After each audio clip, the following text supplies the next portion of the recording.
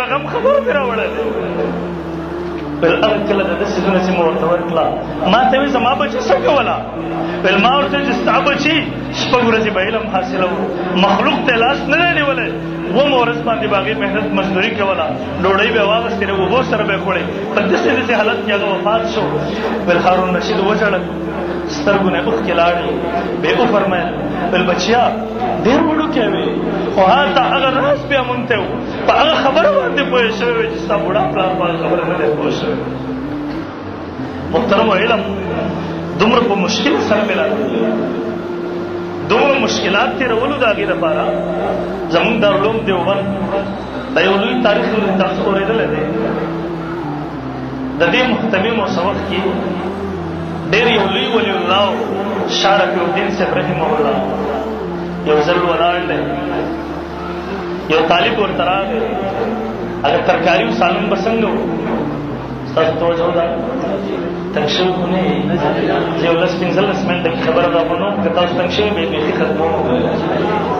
تاسو څوک حق وایي کولی څوک دې خوا کولی زه یم والله چې تنګ شوي ستاسو سره خو ما د جومات دوه کاله بیانونه وکړل تاسو زما مزاج نه نه یې ما ته داسې ښکاري چې تاسو تنګ شوي یې نو بیا به څه بس کړم دی ولاړ دی دارالعلوم کې کویې دی د هغې سره خواته ولاړ دی یو طالب ورته راغی طالبانو ترکاري به څنګه وه مخکې دا اوس سهولیات شو هغه ترکاري به داسې وه چې خړې اوبه به وي مدرسې ته جواب طالبانو سوال راولي وایي آیا په دې اوبو باندې اودس او غسل جایز دی که نه په دې ترکاري باندې هغوی چې وکړه ورته ویې خندله طالب راغی ترکاري ورته ورګزار کړه دا سالن دی ستا په اهتمام کې مونږ ته دا ملاوېږي لوی ولی الله دیم دلته ولاړ دی طالب ښکته وویل طالب لاړ نور استادان معذرت ته راغله دی ورته ویل خیر بس خبره نشته دی دا د دارالعلوم طالب العلم نه دی استادانو اسراف شروع کړو دارالعلوم طالب دی دی ورته نه نه دارالعلوم طالب نه دی هغوی رجسټر ورکړه دارالعلوم طالب دی نوم یې درج دی مطبخ کې نوم درج دی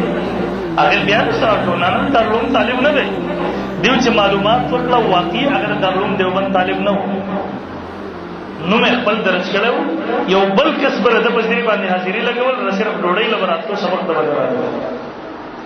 بیا علماو ته تپوس وکړو نور استادانو حضرت تاسو ته څه پته ولګېده علم الغیب خدا خاصه خداوندي دی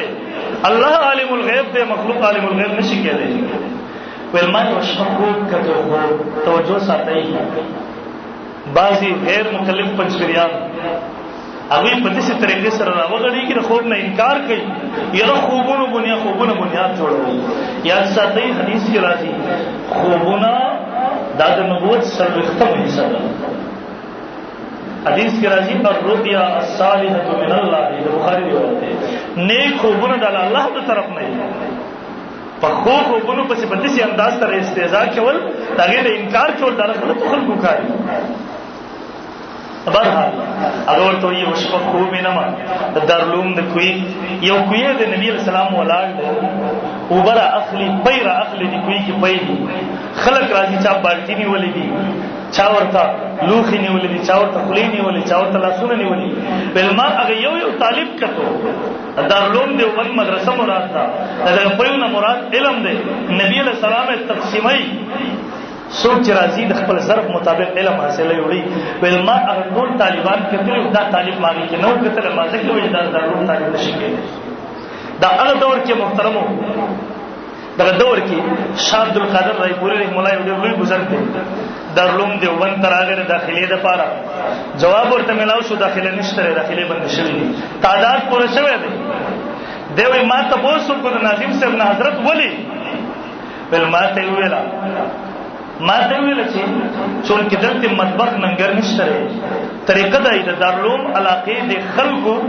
په ځان باندې د یو دو طالبانو ډوډۍ منلې ده هغه خلک ختم شوي دي طلباو ته داخلې بندې دي ویل ما ورته وویله چې حضرت که زه د مدرسې ننګر نه ډوډۍ نه اخلم بیا به ما ته داخله میلاو شي ما ته چې او دی وایي د ورځې به مې د طلباو سره سبق ووایو ماښام ته به لاړم بیګا ته به لاړم دکانونو به بند شوي وو ول چې کوم به دادا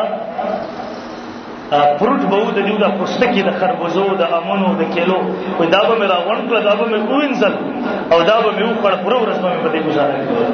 دا زمونږ